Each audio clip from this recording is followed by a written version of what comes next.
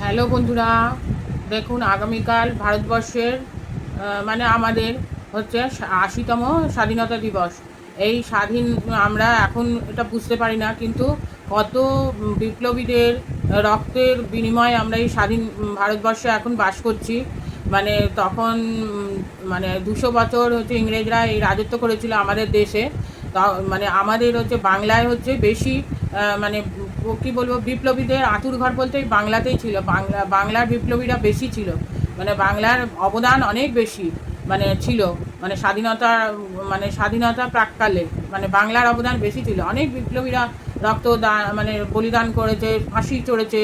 তারপরে মানে মহিলারা মানে কি বলবো, মানে ইংরেজদের দ্বারা মানে লাঞ্ছিত হয়েছে, মানে শোষিত হয়েছে, অনেক কিছু হয়েছিল এই বাংলায় অনেক কিছু হয়েছে। তারপরে আমরা মানে স্বাধীন ভারতে আমরা এখন বাস করছি। অনেকে এখন বুঝতে পারে না, এখনকার জেনারেশন। যেমনি 42 সালে ভারত ছাড়ো আন্দোলন হয়েছিল, এই আন্দোলনের আমাদের কলকাতায় হচ্ছে তার প্রভাব পড়েছিল। 43-এ বাংলার দুর্ভিক্ষ হয়েছিল। দুর্ভিক্ষ মানে গ্রাম বাংলা থেকে মানে কলকাতায় মানে দুটো খাবারের জন্য পথে ঘাটে শুয়ে থাকতো, অনেক লোকের প্রাণও গেছে মানে এই দুর্ভিক্ষতে। তারপরে হলো হচ্ছে 43-44 সালে হচ্ছে মানে কি বলবো, দাঙ্গা হয়েছিল, মানে হিন্দু মুসলিম রাইট যেটাকে বলে দাঙ্গা। সে দাঙ্গা হয়েছিল এই কলকাতায়, কম লোক মারা গেছিলো এই দাঙ্গায়। দুর্ভিক্ষতে প্রচুর লোক মারা গেছিলো দাঙ্গা। তারপরে মানে 43-44, 44-45, 46-47 সালে ভারত স্বাধীন হয়েছিল।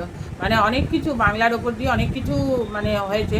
তাই বলছি একটাও মানে এখন আমরা পরবর্তীকালে মানে স্বাধীনতার পরবর্তীকালে আমরা বাংলার কাউকে আমরা দেখিনি, কোনো মন্ত্রী বা কোনো কিছু। পরবর্তীকালে অনেক পরে দেখেছি ঠিকই, কিন্তু মানে পর পর পর স্বাধীনতার পর পর কোনো বাঙালিকে কোনো মন্ত্রী হিসেবে আমরা দেখতে পাইনি।